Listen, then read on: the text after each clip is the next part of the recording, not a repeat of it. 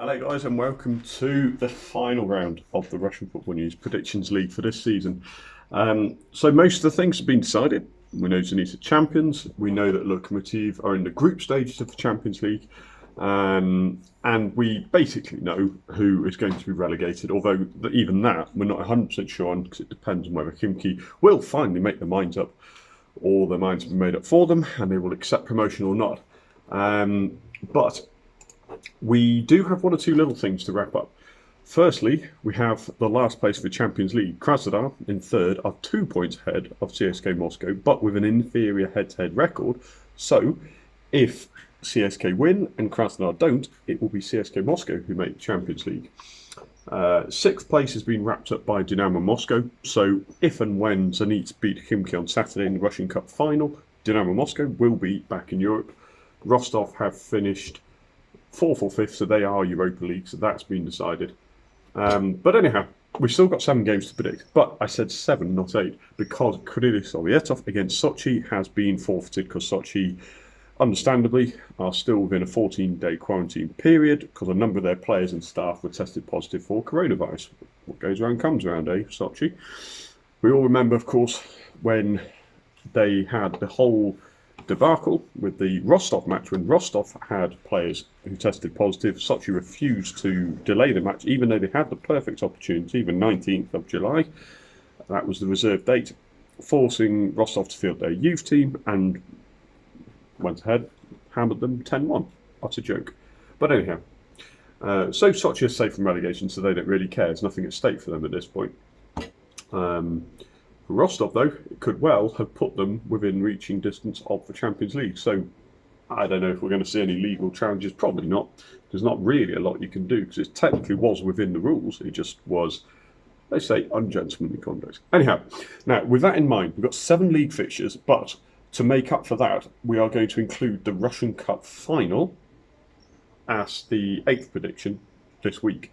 Now, we've had 2 other games but forfeited already this season, and those were the Russian Cup semi-finals. And I will be updating the leaderboard at some point today or tomorrow, probably tomorrow if I'm being honest, because we've got all of the last 7 games of the season tonight. So, let's crack on. First up, well, I say first up, all games are kicking off at the same time. I'm reading them in order that they're listed on the Soccerway website. Now, guys, when you put your predictions in, please keep them in the same order that they're on the Facebook post, because that's how I read them when I'm scrolling down loads and loads of entries and I've got to manually input all the data. It really does actually make a difference. So don't just take it off a random website. Follow the order of fixtures as they are, especially as they're all kicking off at the same time. So first off on this list anyway, Rostov at home to Zenit. Well, Zenit, they have a Russian Cup final to look forward to prepare for. It is against Khimki in the second tier, although I have to be perfectly honest, Khimki looked every bit deserving of a Premier League place. They completely outclassed Ural in the semi-final. Now, admittedly, that doesn't really take much because Ural are a fairly desperate side, unless they have every single player fit and available. They didn't have Otman El-Kabir. Nikolai Dimitrov has retired. Those are the best 2 wingers. Other than Eric Bikfalvi, they don't really have much of an attacking threat. And Bikfalvi doesn't have the pace. He has the guile. He needs the pace of El-Kabir and Dimitrov outside him. So, yeah, I mean, obviously, Zenit will win. They're by far the best side in the Premier League, let alone in Russia. So they will win the Russian Cup final. I'm fairly confident. Now, I know I said this in the semi-final. It would be a walk in the park for Ural. Totally underestimated Khimki. This is a totally different kettle of fish. I think everybody can agree on that. So how much will Zenit rest players? Well, they've already rested players since they won the title in league games and remain unbeaten throughout that period. So I don't really expect much more than yet another Zenit win. Now, there's a couple of little side notes. If Zenit score 5 goals, they will break the record for goals scored in a Russian Premier League season. If they win, they will equal the most wins in a 30-game Russian Premier League season. And as long as Yevgeny Lutsenko, or very unlikely, but Alexander Sobolev, Nikola Vlasic and the others in the race for the top goal scorer, as long as they don't outscore Azmoun, then Zenit will be the first team since CSK Moscow in since CSK Moscow in 2002 to have the 2 top goal scorers in the league, clear top goal scorers in the league, not level with others. Anyhow, last weekend, let's have a quick look. Rubin Kazan 0-0 with Rostov. Rostov have failed to win any of their last 5 games. Zenit has Zenit, so I'm going to go for a Zenit win. And I'm going to go for 2-1 because I don't think Zenit are going to be full strength. Certainly not for all of the game. I do think that Sergei Semak will play his better players if they need them in the second half. He'll bring them on. So I'm going to go for 2-1. I think both sides will score in this one. Okay, next up, Krasnodar at home to Akhmat Grozny. Now, Krasnodar have Champions League football on the line here, so there is no chance that they will be taking their foot off the pedal. Equally, well, conversely, I should say, Akhmat Grozny, right down near the bottom of the table, they are safe from relegation mathematically, so absolutely nothing to play for. So I'd be amazed if anybody predicted anything other than a Krasnodar win here. Sergei Petrov is suspended, but then Akhmat Grozny are without 3 of their first choice defenders. So, Krasnodar also have Matvei Safonov suspended too. So Sergei Petrov comes back from his suspension. It's Safonov who's suspended, just sent off last week. I don't think it's going to make much of a difference really. Adamov, the reserve youth keeper, was pretty good. So I'm going to go for a Krasnodar win.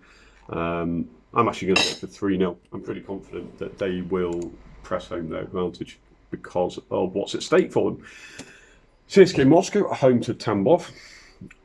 It's not entirely dissimilar situation. Tambov are down near the bottom of the table, but they are also safe from relegation because, I mean, we all knew it was going to happen, but their forfeited game against Sochi last week has now officially been confirmed as a 3-0 technical win for Tambov, which puts them 3 points clear, Krylia Sovetov, and they have the superior head-to-head record. So they cannot finish in the bottom 2, nothing left to play for. CSKA Moscow do have something to play for. Even if Krasnodar win and CSKA don't make Champions League group stages, there is a small advantage of finishing 4th instead of 5th because they will be 1 round further on in the qualifiers for the Europa League next season. Last week we had CSKA Moscow lost the Moscow derby right at the death in added time to Lokomotiv, and Tambov, for the record, their game, like I say, was postponed. So I'm going to go for a CSK win. I think they're going to, again, like Krasnodar, they're going to go for it because they have to. There's nothing to lose, nothing left to play for. I'm going to go for a 3-0 to CSK. Might be a bit ambitious because Tambov are not as bad as their league placement suggests, but I still think we're going to see a convincing win. Okay, Dynamo against Orenburg. Dynamo Moscow against Orenburg. Neither side has anything to play for.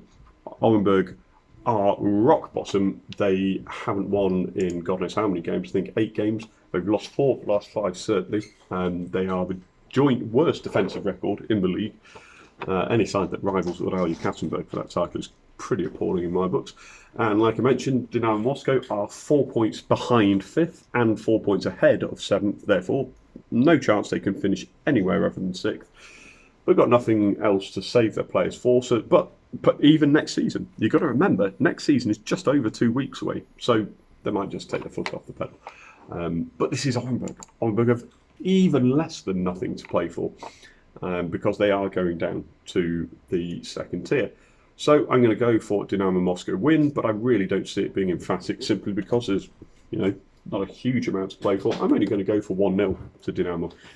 I can see a lot of people going for higher scores there, but I just think because there's so little riding on it, I'm going to go for 1-0. Okay, moving on. We have Rubin Kazan at home to Spartak Moscow. Rubin have been on very good form recently. They are unbeaten in the last 5. In fact, only the top 2 have also been unbeaten in the last 5 games. Rubin could actually mathematically finish 7th. Actually, I'm not entirely sure that's true because Arsenal Tula play Ufa, and we'll come to that later. They're in 7th and 8th, 2 points ahead of Rubin, and I'm pretty sure at least one of them has a superior head-to-head record. But nevertheless, Rubin, mid-table, they're safe now, back on form. And they have actually just announced the signing of Georgia Despotovic, who left Orenburg during the the break in the season. I don't think he will be registered in time because the registration period closed months ago, but he'll be back for next season for Rubin, and that's a really good addition because Ivan Ignatiev has come in, hugely promising Krasnodar youth product, but he's still failed to score for Rubin, and I'll be honest, he looks a little bit lost up there. He doesn't play, he's not a lone striker. Despotovic can play as a lone striker or in a two, and he's far more aggressive and experienced. I think he's a great signing for Rubin. Anyhow, I digress, that is irrelevant for this week. Spartak Moscow, they are one place and 1 point above Rubin. Again, it's mid-table. There's not really a huge amount riding on it, except Spartak are in dreadful form. Now, last week, Spartak were comfortable 3-0 winners at home to Akhmat Grozny, which is actually a very respectable result because Akhmat have been decent since the restart. So Rubin at home. Take a wild guess what I'm going for. A low-scoring draw. I'm just going to go for 0-0. Much as Rubin do have the wonderful creature Krylia, who had up to 15 completed dribbles last week. Absolutely insane figures. That guy is unbelievable. If Rubin hold on to him, they've got a star in the making. But for now, I'm going to go for 0-0. Okay, Krylia Sovetov at home to... No, sorry, I take that back. That is the forfeited game. Krylia will not be playing Sochi. So both their seasons have finished. Ufa at home to Arsenal Tula. Now, again, this is unfortunately another game with nothing riding on it, despite both being in very good positions in the table. 7th and 8th, both in the top half. Arsenal Tula have won 3 of the last 4. They look actually pretty decent since Igor Cherevchenko was, since his resignation was accepted. Ufa, well, slightly gone off the boil towards the end of the season. Only won 1 of the last 5 games. And last game week, 10 of their first team matchday squad players were mysteriously absent. Now, Ufa have been slightly economical with the truth when it comes to coronavirus testing. I strongly suspect that there is something that they are preferring not to tell us. Either way, they are very likely to be extremely understrength for this game.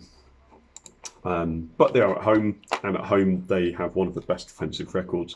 So again, I'm going to go for a draw, and again, I'm going to go for a low-scoring one. I'm going to go for 1-1 in this one, however, because Arsenal Tula have Yevgeny Alexenko, Indian summer of his career, 15 goals, his highest, by far his highest scoring league campaign.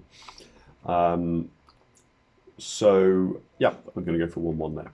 Okay, moving on, last one, we have Ural Ekaterinburg at home to Lokomotiv Moscow. Well, Ural's season has finished appallingly, I'll be honest. They 52 goals conceded in 29 games. It is quite remarkable.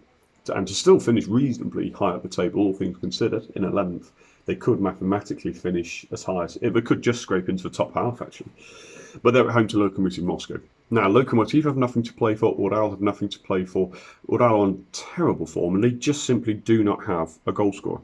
Eric Bitfalvi is the goal scorer, but he's a midfielder. Attacking midfielder, yes, but he ends up doing all the donkey work because simply nobody else does. They do have 1 or 2 players, but Lokomotiv are Champions League football, group stage football at that. Lokomotiv have struggled to really convince since Marko Nikolic has come in. I believe I'm right in saying all of the wins they've had under him have come by single goal margin, and they've drawn 4 of the last 5. Ural at home, though, it's just it's almost embarrassing. They have conceded 27 goals in 14 home games, which is the highest in the entire league, including dead and buried Orenburg. Much as I'd like to say Ural might finish on a high note, I really don't think they will. So I'm going to go for a Lokomotiv win. I'm going to go for 2-1 to the visitors.